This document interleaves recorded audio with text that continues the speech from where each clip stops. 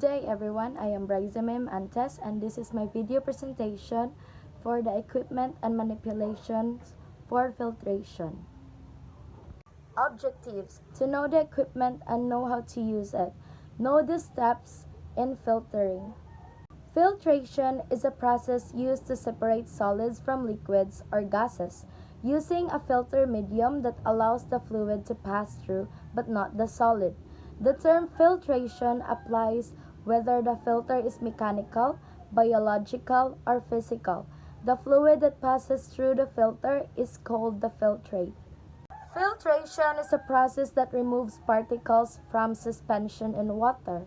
Removal takes place by a number of mechanisms that include straining, flocculation, sedimentation, and surface capture. Materials.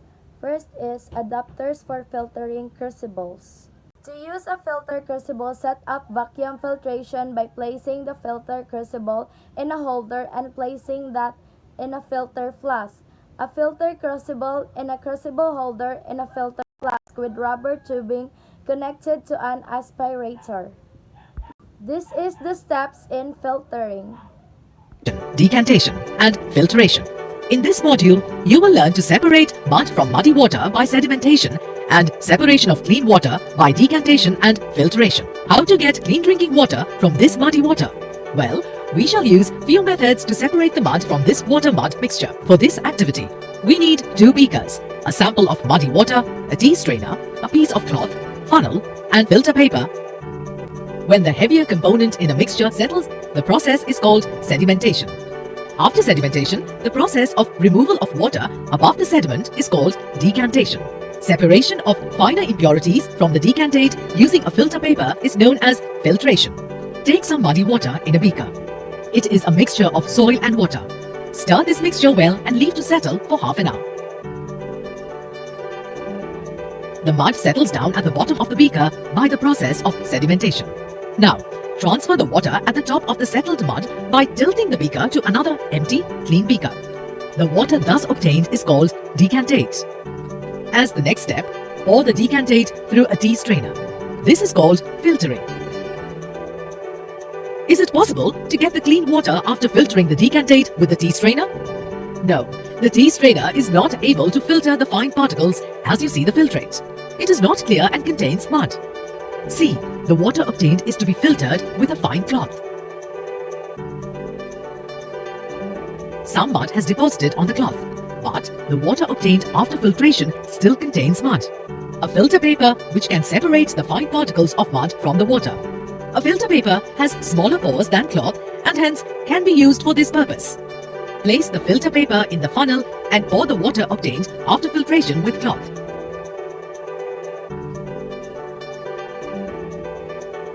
Look at the filter paper after filtration. You can see that fine particles of mud are deposited on the filter paper and the filtrate obtained is free from impurity. In this module, you have learnt that when the heavier component in a mixture settles, the process is called sedimentation. The process of removal of water above the sediment is called decantation.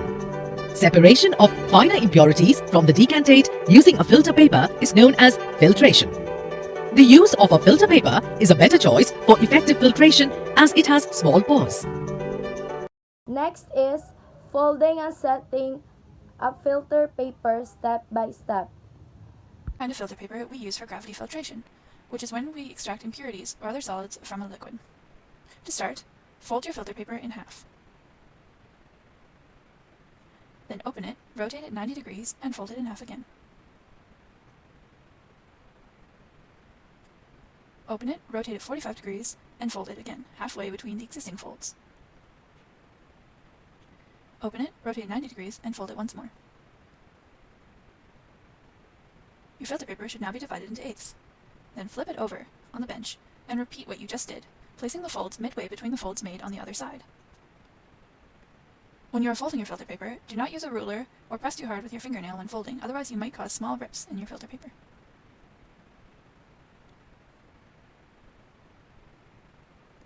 When you are done, your filter paper should be divided into 16ths, with alternate increases up and down, as seen here.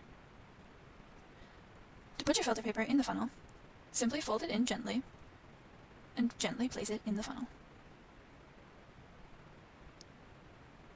Then, you can filter solids out of your liquid by gently pouring your liquid into the filter paper.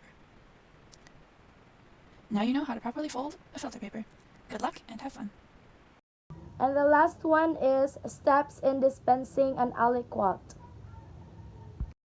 In this video, you will learn how to rinse a pipette, fill a pipette, and properly dispense a pipette. To start, you must rinse the pipette 3 times with the solution to be used. To draw liquid into the pipette, squeeze the pipette bulb and place it firmly on top of the pipette. Begin to release pressure on the pipette bulb before placing the pipette in or above the solution to be rinsed with. This is done so that any small amount of liquid in the pipette tip does not fall into and contaminate the solution. Notice in this example how air is drawn into the pipette before being placed into the rinsing water. Using this technique, none of the dye contaminates the rinsing water. Place the pipette below the surface and continue to release pressure on the pipette bulb to drop approximately 2 to 3 milliliters of solution. Note that you should not fill the whole pipette when rinsing. Filling just above the bottom of the bulge of the pipette is more than sufficient volume to rinse with. Any more is a waste of reagent. You should only require the total volume of a pipette for all 3 rinses. For example, a 10 milliliter pipette should only require 10 milliliters of solution for all 3 rinses. See the pipetting practice video for an example of this. When you have drawn the desired amount of solution into the pipette, place the bottom of the pipette against the bottom of the beaker. Remove the pipette bulb and place your index finger on the top of the pipette to create a seal. Placing the pipette tip gently against the bottom of the beaker slows the draining of the pipette, giving you more time to place your index finger on the top of the pipette without the pipette draining. This technique is called grounding. Remove the pipette from the beaker and hold it horizontally to help prevent the solution from draining out of the pipette. When rinsing, it is not necessary to use a Kim wipe to wipe the outside of the pipette tip, but it is a good habit to practice. Next, rotate the pipette to coat the inside of the bulge and carefully release your index finger to allow the solution to rinse the top portion of the pipette. Once the inside of the whole pipette has been coated in solution, drain into a waste beaker.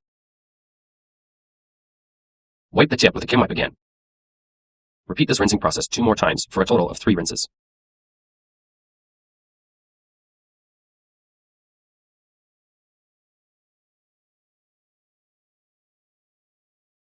After rinsing, fill the pipette above the calibrated mark using the filling technique that was used to rinse the pipette. After filling above the calibration mark, it is very important to wipe the pipette tip with a Kim wipe to remove any drops on the outside of the pipette. Holding the pipette vertical, bring the meniscus to the calibrated mark while draining into a waste beaker. Stabilize the pipette with your hand that holds the waste beaker. To achieve better control while draining, it is helpful to slowly twist the pipette with light pressure on the top of the pipette with your index finger. This allows the liquid to slowly drain without going too fast and falling below the calibrated line. If the meniscus falls below the calibrated line, refill the pipette. Note that you do not need to drain the pipette before refilling. Once the meniscus sits at the top of the calibrated line, place the pipette into an Erlenmeyer flask well below the top of the flask. Hold the pipette vertical with the pipette tip in contact with the inside of the flask. Once it appears that the pipette is emptied, continue holding the pipette vertical with the tip touching the inside of the flask for 5 seconds. This ensures complete draining of the pipette. After counting to 5, keep the pipette tip in contact with the inside of the flask and rotate the pipette 360 degrees. This ensures any drops on the outside of the pipette tip are transferred to the inside of the flask. After rotating, break contact between the pipette tip and flask, and then remove the pipette. Note that some solution will remain in the pipette tip. This amount should not be forced out with the pipette bulb, as the pipette is calibrated for this amount of solution to stay in the pipette. It is a good idea to rinse down the inside of the flask with deionized water after delivering an aliquot. An aliquot can also be delivered to a volumetric flask. After draining to the calibrated mark, place the pipette inside a volumetric flask, taking care not to touch the pipette tip where the stopper will be placed. Touch the pipette tip to the volumetric flask below the bulge point at the top of the flask, and drain with the same procedure used with an Erlenmeyer flask. It is important not to touch the top of the volumetric flask with the pipette tip, because any drops at the top of the flask will be trapped by the stopper when mixing. After you've practiced your pipette skills, you can take aliquots directly from a volumetric flask instead of a beaker. You now know how to properly deliver an aliquot to either an Erlenmeyer or volumetric flask.